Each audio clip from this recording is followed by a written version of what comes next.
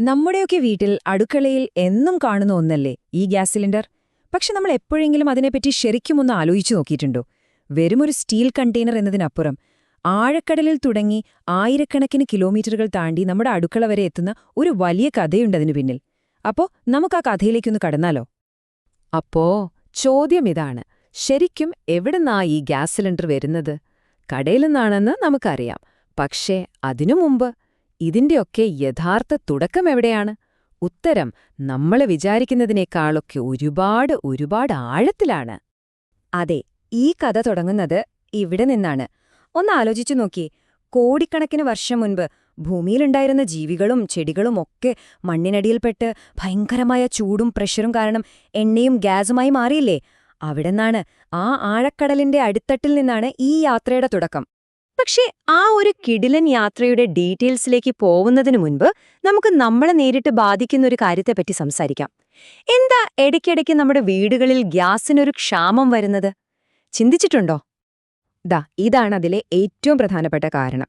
നമ്മൾ ഇന്ത്യക്ക് വേണ്ട പാചകവാതകമില്ലേ, അതിന്റെ 60% നമ്മൾ പുറത്തുനിന്ന് വാങ്ങുന്നതാണ്, അതായത് ഇറക്കുമതി ചെയ്യാണ്, പ്രധാനമായും ഗൾഫ് രാജ്യങ്ങളിൽ നിന്നൊക്കെ. അപ്പം നമ്മുടെ ആവശ്യത്തിന്റെ പകുതിയിൽ കൂടുതലും നിറവേറ്റുന്നത് പുറത്തുനിന്നുള്ളവരാണ്. അതുകൊണ്ട് തന്നെ ലോകത്തിന്റെ മറ്റേതെങ്കിലും ഒരു മൂലയ്ക്ക് ഒരു പ്രശ്നമുണ്ടായാൽ അതിന്റെ ഒരു ഓളം നമ്മുടെ അടുക്കള വരെ എത്തും. ഇപ്പൊ ഉദാഹരണത്തിന്, ഈ ഗൾഫ് രാജ്യങ്ങളിൽ നിന്നൊക്കെ കപ്പലുകൾ വരുന്ന ഒരു പ്രധാന വഴിയുണ്ട്, ഹോർമൂസ് കടലിടുക്ക്.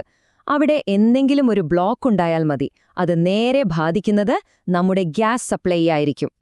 അപ്പൊ ശരി, നമുക്ക് തിരിച്ച് കഥയുടെ തുടക്കത്തിലേക്ക് തന്നെ പോകാം. എങ്ങനെയാണ് കടലിന്റെ ഇത്രയും ആഴത്തിൽ നിന്ന് ഈ ഗ്യാസ് പുറത്തെടുക്കുന്നത്?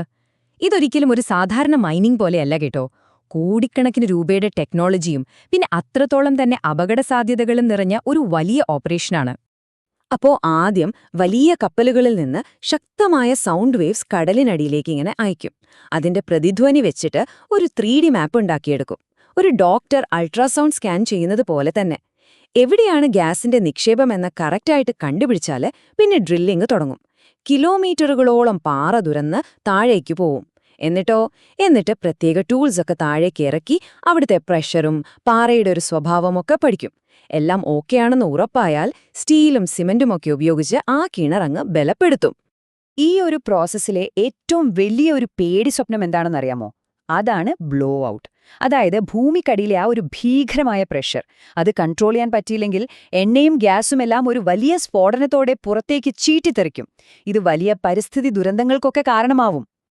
ഈ അപകടം ഒഴിവാക്കാനായിട്ട് ഒരു സൂപ്പർ ഹീറോ തന്നെയുണ്ട്. അതാണ് ബ്ലോ ഔട്ട് പ്രിവെന്റർ എന്ന് പറയുന്ന ഈ ഉപകരണം.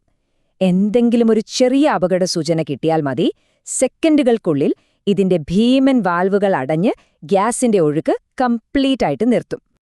അങ്ങനെ നമ്മൾ സേഫായിട്ട് ഗ്യാസ് പുറത്തെടുത്തു. പക്ഷേ അത് അതേപോലെ നമ്മുടെ സിലിണ്ടറിൽ നിറയ്ക്കാൻ പറ്റുമോ? ഇല്ല. കാരണം അത് പല സാധനങ്ങളുടെ ഒരു മിക്സാണ്. അപ്പോ ഇനി അതിനെ വേർതിരിക്കുന്ന സ്റ്റേജിലേക്ക് പോകാം. കാരണം ഈ കടലിന്റെ അതിലിൽ നിന്ന് കിട്ടുന്ന സാധനമില്ലേ, അതിനെ റോ ഗ്യാസ് എന്ന് പറയാം. അതിൽ ഗ്യാസ് മാത്രമല്ല, വെള്ളം, എണ്ണ, മണൽ, പിന്നെ വേറെയും പല വാതകങ്ങളുമൊക്കെയുണ്ടാകും. അപ്പോ ഇവയെല്ലാം വേർതിരിച്ചെടുക്കുന്ന ഒരു വലിയ പ്രോസസ്സ് തന്നെ നടക്കാനുണ്ട്. ഈ കിട്ടുന്ന മിക്സില്ലേ, അതിനെ പല സ്റ്റേജുകളിലായിട്ട് തണുപ്പിച്ചും ചൂടാക്കിയുമൊക്കെയാണ് വേർതിരിക്കുന്നത്. ഇതിൽ നിന്നാണ് നമ്മുടെ വണ്ടികളിലൊക്കെ ഉപയോഗിക്കുന്ന നാച്ചുറൽ ഗ്യാസ്, അതായത് മീഥേൻ, പിന്നെ പ്ലാസ്റ്റിക് ഉണ്ടാക്കാൻ വേണ്ട ഈഥേൻ, പിന്നെ നമ്മുടെ ഹീറോ, നമ്മുടെ പാചകവാതകമായ LPG, അതായത് പ്രൊപ്പേനും ബ്യൂട്ടേനും വേർതിരിച്ചെടുക്കുന്നത്. കൂട്ടത്തിൽ കുറച്ച് ക്രൂഡ് ഓയിലും കിട്ടും. ഈ ഗ്യാസ് കടലിൽ നിന്ന് മാത്രമല്ല കേട്ടോ, കരയിൽ നിന്നും കുഴിച്ചെടുക്കാറുണ്ട്. പക്ഷേ ഈ രണ്ട് രീതികളും തമ്മിൽ നല്ല വ്യത്യാസമുണ്ട്. കടലിൽ നമ്മൾ സാധാരണയായിട്ട് നേരെ താഴേക്കാണ് ഡ്രില്ല് ചെയ്യുന്നത്. പക്ഷെ കരയിലാണെങ്കിൽ പലപ്പോഴും ഈ ഗ്യാസ് പാറയിടുക്കുകളിലൊക്കെ ട്രാപ്പായിരിക്കും. അപ്പോൾ ആദ്യം താഴേക്ക് ഡ്രില്ല് ചെയ്തിട്ട് പിന്നെ വശങ്ങളിലേക്ക് മൈലുകളോളം തിരശ്ചീനമായിട്ട് കുഴിക്കേണ്ടി വരും. അപ്പോൾ കരയിലിങ്ങനെ വശങ്ങളിലേക്ക് കുഴിച്ചാൽ മാത്രം ഗ്യാസ് പുറത്തേക്ക് വരില്ല. അവിടെയാണ് ഫ്രാക്കിംഗ് എന്ന് പറയുന്ന ഒരു ടെക്നിക്ക് ഉപയോഗിക്കുന്നത്. സിമ്പിളായിട്ട് പറഞ്ഞാൽ വെള്ളം, മണൽ, പിന്നെ ചില കെമിക്കൽസ് ഇതെല്ലാം ചേർത്തൊരു മിശ്രിതം ഭയങ്കരമായ പ്രഷറിൽ പാറയിലേക്ക് പമ്പ് ചെയ്യും. അപ്പോൾ പാറയിൽ ചെറിയ വിള്ളലുകളുണ്ടാകും. ഈ വിള്ളലുകളിലൂടെയാണ് ഗ്യാസ് പുറത്തേക്ക് വരുന്നത്. ഓക്കെ, അപ്പോൾ നമ്മുടെ പാചകവാതകം റെഡി. പക്ഷെ ഇത്രയും എളുപ്പത്തിൽ കത്തിപ്പടരുന്ന അപകടകാരിയായ ഒന്നിനെ എങ്ങനെ നമ്മുടെയൊക്കെ വീട്ടിൽ സുരക്ഷിതമായി എത്തിക്കും? അവിടെയാണ് നമ്മുടെ സ്വന്തം ഹീറോ, ഗ്യാസ് സിലിണ്ടറിന്റെ എൻട്രി. നല്ല കട്ടിയുള്ള സ്ട്രോങ് ആയ സ്റ്റീൽ ഷീറ്റുകളിൽ നിന്നാണ് ഓരോ സിലിണ്ടറും ഉണ്ടാക്കുന്നത്. ആദ്യം അതിനെ 1 മില്ലിമീറ്റർ പോലും തെറ്റാതെ കട്ട് ചെയ്യും. പിന്നെ മെഷീനുകൾ ഉപയോഗിച്ച് 2 പകുതികളായി വളച്ചെടുക്കും. എന്നിട്ടോ ആയിരക്കണക്കിന് ഡിഗ്രി ചൂടിൽ വെൽഡ് ചെയ്ത് യോജിപ്പിക്കും. അതിനുശേഷം സാൻഡ് ബ്ലാസ്റ്റിംഗ് വെച്ച് ക്ലീൻ ചെയ്ത് തുരുമ്പെടുക്കാതിരിക്കാനുള്ള പെയിന്റും അടിച്ച് അങ്ങനെയാണ് ഓരോ സിലിണ്ടറും റെഡിയായി വരുന്നത്. സേഫ്റ്റിയാണ് ഇവിടുത്തെ മെയിൻ കാര്യം. അതുകൊണ്ട് തന്നെ ഉണ്ടാക്കിയ ഓരോ സിലിണ്ടറും ഒരു വലിയ വെള്ള ടാങ്കിലും മുക്കിവെക്കും. എന്നിട്ട് അതിലേക്ക് ഹൈ പ്രഷറിലെ എയർ നിറയ്ക്കും. ഒരു ചെറിയ കുമിള, ഒരൊറ്റ കുമിളയെങ്കിലും വന്നാൽ അതിന്റെ അർത്ഥം എവിടെയോ ലീക്കുണ്ടെന്നാണ്. അങ്ങനെയുള്ളവയെല്ലാം തന്നെ റിജക്റ്റ് ചെയ്യും. അത്രയ്ക്ക് സ്ട്രിക്റ്റ് ആണ് ഈ സേഫ്റ്റി ചെക്ക്. അപ്പോ കടലിന്റെ അടിത്തട്ടിലെ ഗ്യാസ് മുതൽ നമ്മുടെ അടുക്കളയിലെ ചുവന്ന സിലിണ്ടർ വരെയുള്ള ഈ വലിയ യാത്ര നിങ്ങൾക്ക് ഏകദേശം ഒരു ഐഡിയ കിട്ടിയില്ലേ?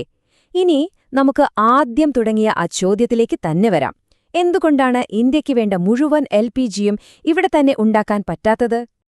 ഈ കണക്ക് നോക്കിയാൽ തന്നെ കാര്യം ക്ലിയറാവും. നമ്മുടെ ആകെ ആവശ്യത്തിന്റെ വെറും 40% മാത്രമേ നമുക്ക് ഇന്ത്യയിലുണ്ടാക്കാൻ പറ്റുന്നുള്ളൂ. ബാക്കി 60%നും നമ്മൾ ഇറക്കുമതിയെയാണ് ആശ്രയിക്കുന്നത്. അതുകൊണ്ടാണ് ലോകത്ത് എന്ത് നടന്നാലും അതിന്റെ വില നമ്മുടെ ഗ്യാസ് സിലിണ്ടറിലും കാണുന്നത്. ഇതിന് പല കാരണങ്ങളുണ്ട് കേട്ടോ. ഒന്നാമത്തെ കാര്യം നമ്മുടെ ഡിമാൻഡ് തന്നെ. ഇന്ത്യയിലെ കോടിക്കണക്കിന് വീടുകളുടെ ആവശ്യമെന്ന് പറയുന്നത് ഭയങ്കര വലുതാണ്.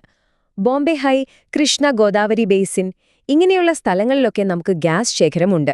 പക്ഷേ ഈ വലിയ ഡിമാൻഡിനു മുന്നിൽ അതൊന്നും മതിയാവില്ല. സത്യം പറഞ്ഞാൽ ഗൾഫ് രാജ്യങ്ങളെപ്പോലെ വലിയ എണ്ണപ്പാടങ്ങളോ ഗ്യാസ് ശേഖരങ്ങളോ നമ്മുടെ ഭൂമിക്കടിയിൽ അത്രയധികമില്ല. അങ്ങനെ നമ്മുടെ പാചകവാതകത്തിന്റെ ഈ ഒരു വലിയ യാത്ര നമ്മൾ കണ്ടുകഴിഞ്ഞു. അപ്പോ ഒരു പ്രധാനപ്പെട്ട ചോദ്യം ബാക്കിയുണ്ട്. ഈ ഇറക്കുമതിയെ ആശ്രയിക്കുന്നത് കുറയ്ക്കാൻ, ഇന്ത്യയുടെ ഈ കൂടിക്കൂടി വരുന്ന ഊർജ്ജ ആവശ്യങ്ങൾ നിറവേറ്റാൻ എന്തായിരിക്കും അടുത്ത വഴി? ഈ ഒരു ചോദ്യത്തിനു മുന്നിലാണ് നമ്മളിന്ന് നിൽക്കുന്നത്, അല്ലേ? ഒന്ന് ആലോചിച്ചു നോക്കാനുള്ളൊരു കാര്യം തന്നെയാണ്.